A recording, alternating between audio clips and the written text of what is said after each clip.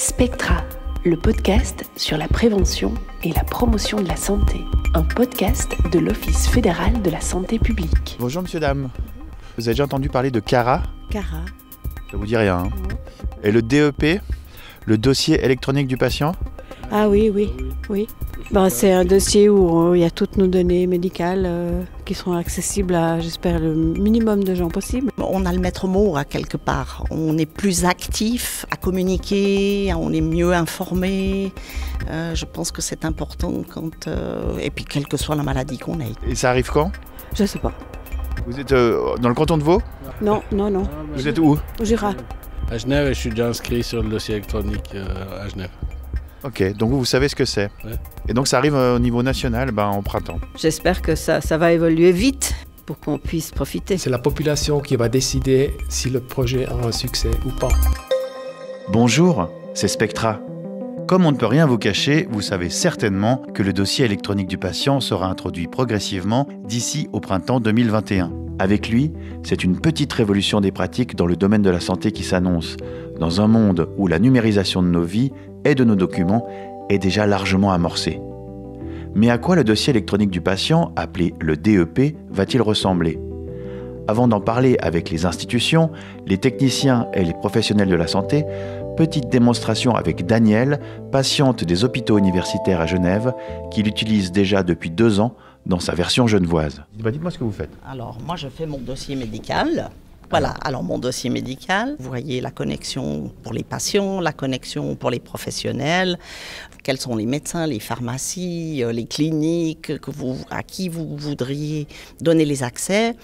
Vous avez la possibilité de mettre un temps défini pour ces accès et vous pouvez les annuler à tout moment vous-même sur votre dossier, ce qui est aussi très important. Voilà, alors on va se connecter. Alors d'abord, il faut qu'on rentre notre utilisateur. Voilà, après le code, après on se log et voilà. Et vous recevez un code sur votre téléphone portable ou si vous n'avez pas de téléphone portable ou de tablette, vous avez la possibilité d'avoir une forme de petite calculette où vous rentrez une carte, comme ça se fait beaucoup pour certaines banques. Et tous mes documents apparaissent avec les dates, avec le service, l'auteur du document, c'est-à-dire n'importe quel service, la cardiologie, la rhumatologie, tous les endroits où vous passez aux HUG. Est-ce que vous faites ça aussi sur votre téléphone portable ? Alors, je ne le fais pas sur le téléphone portable, je préfère garder vraiment la sécurité totale par rapport à mon antivirus à la maison. En principe, je ne le fais pas sur le portable. Ça m'est arrivé de le faire sur la tablette quand je suis hospitalisée longtemps, mais j'aime pas trop. Ah, vous êtes vraiment sensible à toutes ces questions de sécurité ? Quand même, oui. Quand même, je trouve que c'est important. Parce que c'est quand même notre vie privée, c'est quand même notre santé. Alors, j'ose espérer aussi de quelque chose, c'est que les caisses maladies n'auront jamais accès au dossier médical. Parce que ça reste quand même privé. Si la caisse maladie a accès à tout, là, je serais plus d'accord. Je me retire du dossier médical, alors tout de suite. En Suisse romande, 5 cantons sur 6 sont regroupés sous la bannière CARA. C'est l'association qui mettra à disposition des patients et des professionnels de la santé une interface numérique pour conserver et échanger des documents médicaux. Certains cantons pionniers utilisent déjà le dossier électronique du patient. Genève, par exemple, a son propre dossier médical en ligne depuis plus de 8 ans. En Valais, plus de 1000 professionnels s'échangent déjà des documents médicaux grâce à Infomed, un module qui sera intégré à CARA. Mais la vraie révolution, c'est le patient. Et nous allons en parler avec les personnes de CARA à Lausanne, e-Health Suisse à Berne, le canton de Genève, des utilisateurs, des médecins et pharmaciens, des personnes passionnées, à commencer par Adrienne Schmidt du Centre de compétences et de coordination de la Confédération et des cantons de e-Health Suisse à Berne. Les problèmes techniques sont complexes, mais on peut les résoudre. Le grand challenge qui reste le grand challenge, c'est la manière de travailler dans le système de santé. Adrienne Schmidt travaille depuis plus de 12 ans sur le thème de la cybersanté, suite à la stratégie élaborée par la Confédération en 2007.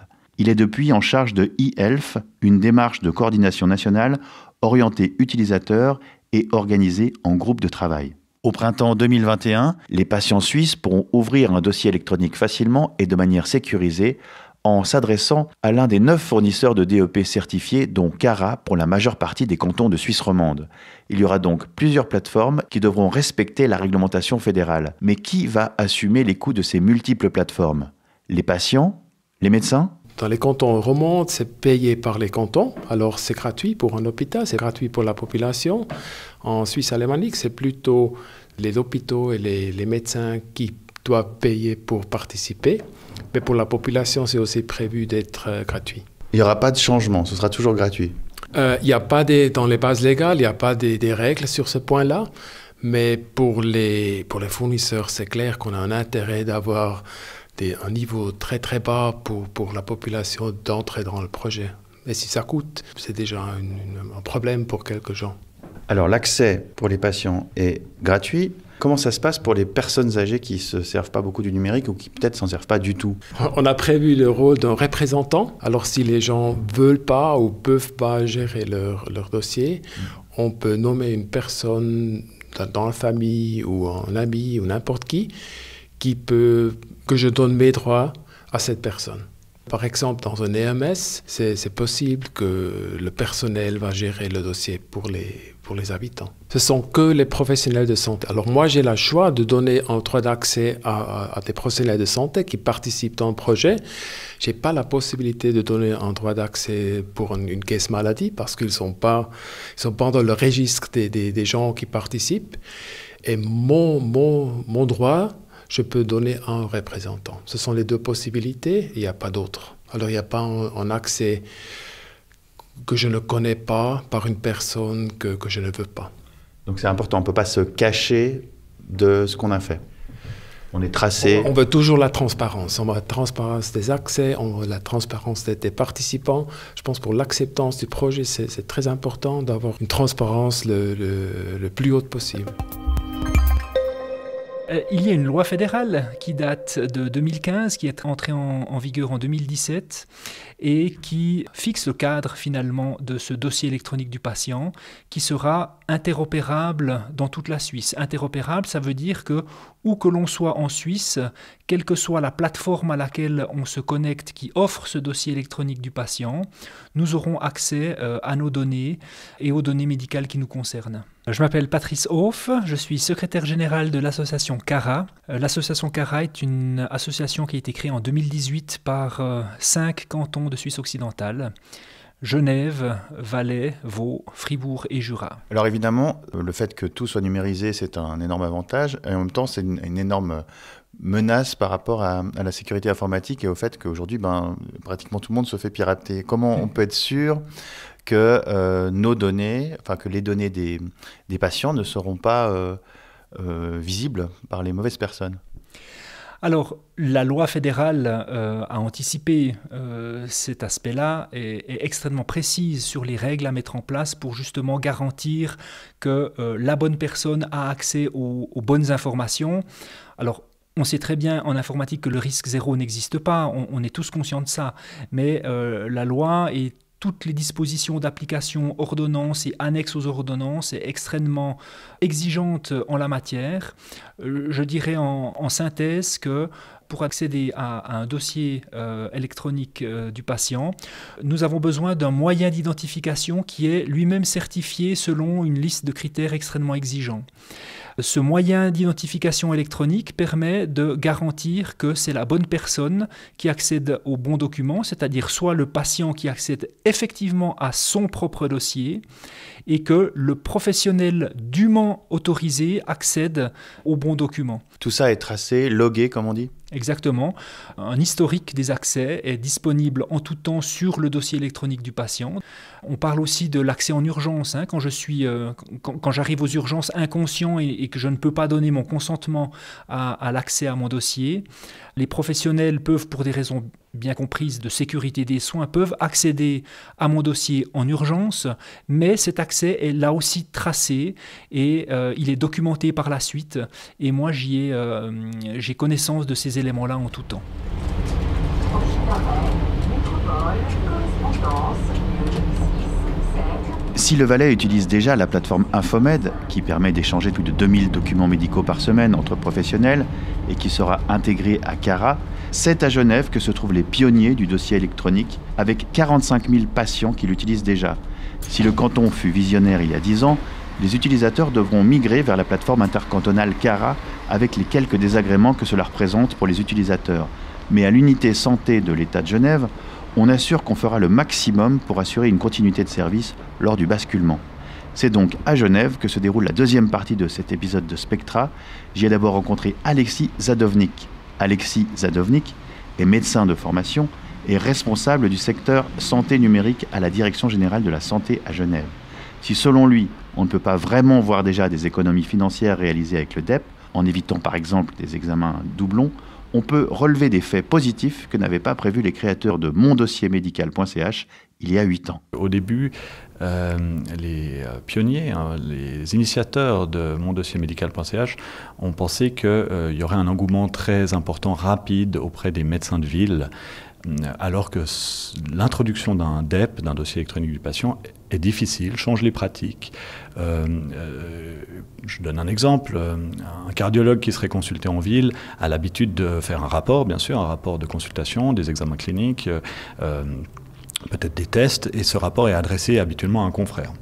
Aujourd'hui, si le cardiologue décide de mettre ce document, ce rapport, dans le dossier électronique du patient, bien sûr, c'est une plus-value claire et nette pour le patient, parce qu'il peut avoir accès, mais il peut également faire ce qu'il veut, c'est-à-dire demander un deuxième avis, l'envoyer à un confrère, demander peut-être refaire des examens, etc. Donc ce document est ensuite mis à disposition du patient qui, lui, choisit à qui il le montre. Ce qui change assez profondément les habitudes des médecins qui, d'habitude, travaillent finalement d'un confrère à un confrère ou une consoeur, ou d'une institution vers un professionnel installé, par exemple.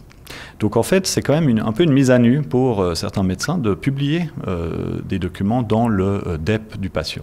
Voilà. Donc ça change assez profondément. Par contre, la plus-value est claire pour le patient qui, lui, rapidement, et on prend par exemple l'exemple des hôpitaux universitaires de Genève, où très rapidement, quelques jours après, par exemple, une hospitalisation, il peut bénéficier et avoir accès à une lettre de sortie, à peut-être un compte-rendu opératoire, des examens de laboratoire. Et s'il doit consulter, je ne sais pas, une semaine plus tard, son médecin traitant pour un suivi ou un contrôle, eh ben, celui-ci peut bénéficier directement des derniers rapports qui prennent souvent plus de temps à être envoyés, si c'est par courrier ou fax. Et ce ciblage de départ qui était donc fait vers les médecins de ville a été corrigé au fur et à mesure, et on s'est rendu compte que c'était plutôt les patients qui encourageaient leurs médecins traitants, leurs spécialistes à s'inscrire et à devenir membres donc, de la communauté Mon Dossier Médical. Je suis Marie-Hélène Sando et je suis patiente des HUG en neurologie et aussi avant en orthopédie. Et je suis interprète de conférence aux Nations Unies, où j'étais plutôt, je suis à la retraite. Alors au début je ne voulais pas du tout, on m'offrait et j'étais totalement pas convaincue, disons que je voulais pas que tout le monde sache que ce que je faisais à l'hôpital et tout ça. Et j'avais une réticence, disons. Alors tout d'un coup j'ai vu qu'il y avait là-dessus la possibilité de voir les rapports de consultation qui arrivaient toujours avec beaucoup de retard quand je les demandais, ou même chez ma doctoresse de famille. Alors quand j'ai vu que c'était plutôt beaucoup plus vite de savoir ce qui arrivait avec les consultations et tout ça, j'ai décidé de m'inscrire et vraiment ça a été génial. Mais il y a toujours un tout petit couac, c'est que les rapports de consultation, de toute façon, ils sortent très tard. C'est-à-dire, on a la consultation et peut-être un mois plus tard, on reçoit un rapport. C'est-à-dire, c'est tout électronique maintenant, mais ça dépend des dactylographies des gens qui produisent les rapports. Alors, de toute façon, c'est pas la solution à tout, mais on est beaucoup plus informé. Alors, je suis la doctoresse Delphine Scullier. J'ai une spécialisation en médecine interne générale. Je me suis installée en tant que médecin en ville il y a un peu plus de 2 ans, en reprenant un cabinet en fait, de médecine interne générale d'un médecin qui partait à la retraite. Alors, et ça fait combien de temps que vous utilisez le dossier électronique du patient ? Alors, depuis que j'ai repris le cabinet, donc il y a 2 ans et quelques mois, c'était en novembre 2017. C'est bien, c'est comment? Alors c'est utile hein, parce qu'il y a beaucoup de patients qui ont beaucoup de comorbidités, qui sont suivis au HUG par les différentes spécialisations. Et ça nous permet en fait d'avoir les documents et puis de suivre ce qui s'est passé. Parce que souvent le patient nous dit « Ah, je suis allé à la consultation par exemple de maladie osseuse, j'ai vu le docteur et puis vous n'avez rien reçu encore ». Et puis parfois on n'a encore rien reçu parce que ça prend plus de temps par courrier. Mais par contre la lettre de consultation elle est déjà disponible sur mon dossier médical. Donc en temps réel avec le patient on peut rediscuter de ce qui s'est passé. Je m'appelle Danielle et je suis patiente aux HUG depuis maintenant 2 ans, donc et voilà, j'ai une maladie rare, donc je suis très très intéressée par le dossier médical en fait, qui me permet d'avoir accès à mes données sur ma santé à tout moment. Tous les médecins jouent le jeu? Non. Alors malheureusement, je dirais que les médecins des HUG, de toute façon, parce que à quelque part, ça passe automatiquement dès qu'on a le dossier, à mon avis, ça passe.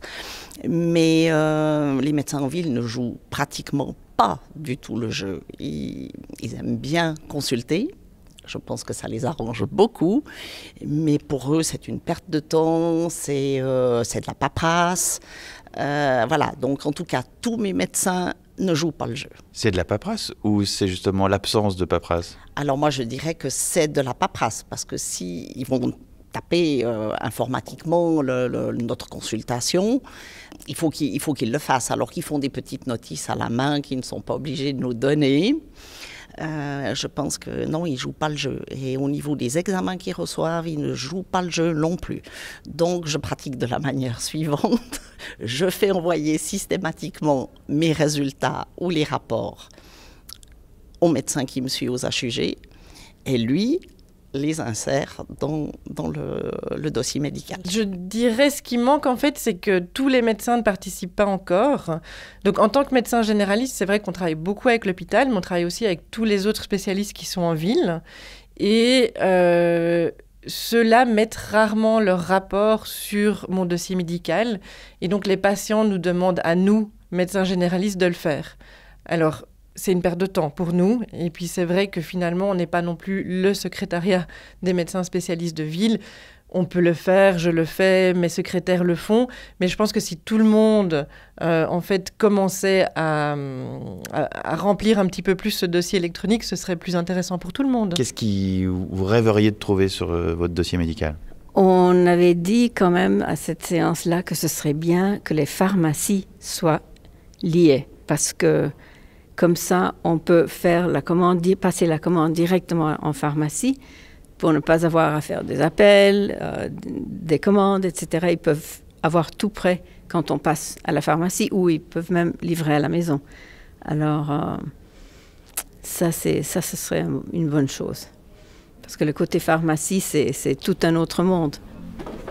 Bonjour. Bonjour. J'ai rendez-vous avec Bruno Gotti. C'est moi. On prend un petit moment là? Ouais, volontiers. Ouais. Alors, Bruno Gotti, je suis responsable de la pharmacie à Mavita-Malbuisson et également en charge au travers Pharma Genève de m'occuper de mon dossier médical, en particulier du plan de soins partagés. Ici, nous, on va utiliser mon dossier médical ou le dossier informatisé partagé pour pouvoir avoir une information qui est plus claire.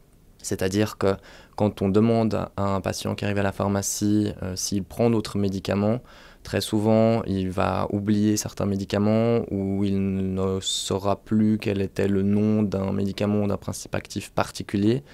Et l'idée avec mon dossier médical, avec le plan de soins partagé, c'est d'avoir tout qui se retrouve dans le même tuyau pour pouvoir avoir l'information dans son entier. C'est ça vraiment l'idée.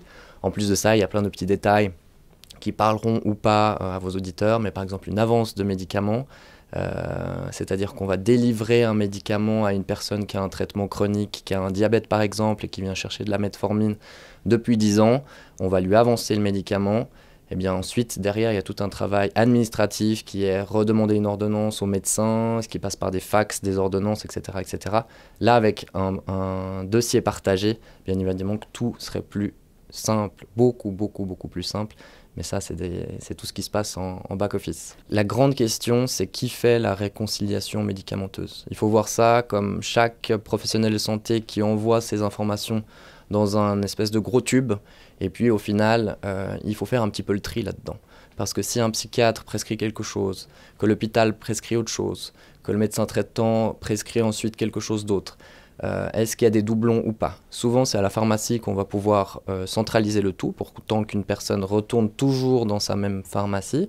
Là, l'idée, c'est justement d'avoir une espèce de tube virtuel où toutes les prescriptions, toutes les radiographies, tous les dossiers du patient se retrouvent exactement au même endroit. Bien sûr que ça n'enlèvera pas le coup de téléphone ou le mail qui est échangé d'un professionnel de la santé à un autre. Mais ça facilitera clairement l'interaction qu'il peut y avoir entre les différents professionnels de la santé et ça raccourcira le temps de traitement des différents dossiers, clairement. Ma conclusion, ce serait que les outils informatiques sont importants parce que c'est une aide à pouvoir communiquer, c'est une aide à pouvoir gérer un dossier, parce que moi je baigne là-dedans finalement aussi, donc je préfère le dossier électronique que le dossier papier. Et puis, mais que tout ça, ce sont que des outils. C'est pas ça qui va faire la médecine de demain. Je veux dire, la médecine de demain, je l'espère, ça reste un contact patient-médecin, et puis des contacts médecin-médecin et des contacts patient-patient. Donc, c'est ça qui est important. Et maintenant, tant mieux si on a tous ces outils, faisons en sorte qu'ils fonctionnent le mieux possible et avec le plus de garanties possible. Mais ça reste des outils, donc il ne faut pas non plus tout reporter sur une chose. Et puis bien se rendre compte qu'on ne peut pas non plus tout faire nous, parce que notre premier travail, c'est quand même de soigner les gens avant de soigner un dossier informatique. Alors, prêt pour le dossier électronique du patient ? Oui, il reste encore un petit peu de travail au sein des groupes de travail. Encore quelques points de fonctionnement entre les différents acteurs à régler, certains défauts de jeunesse à corriger, des améliorations sur l'accessibilité, des efforts de communication et de support aux utilisateurs. C'est ce que rapportent en tout cas nos 2 utilisatrices. Mais l'amélioration et la normalisation ne pourra se faire sans l'engagement des patients et des professionnels. Alors prêt à ouvrir votre DEP ou à remplir celui des patients ? Participer au dossier électronique du patient, c'est un choix volontaire, mais participer au DEP reste le seul moyen de l'aider à progresser et à s'améliorer. Pour plus d'informations et les réponses à, j'espère, toutes vos questions, rendez-vous sur le site dossierpatient.ch, en un seul mot, un site complet et didactique pour vous aider à appréhender les prochains changements numériques qui affectent déjà notre santé. Merci à Daniel, Maria Elena Sando, Adrienne Schmidt de eHealth Suisse, Patrice Hoff et son équipe de Cara, Alexis Zadovnik et le service de santé numérique du canton de Genève, la doctoresse Delphine Scullier et le pharmacien Bruno Gotti. Et nous, on se retrouve au prochain numéro de Spectra. D'ici là, portez-vous bien et surtout, prenez soin de vous. Spectra, le podcast sur la prévention et la promotion de la santé. Un podcast de l'Office fédéral de la santé publique.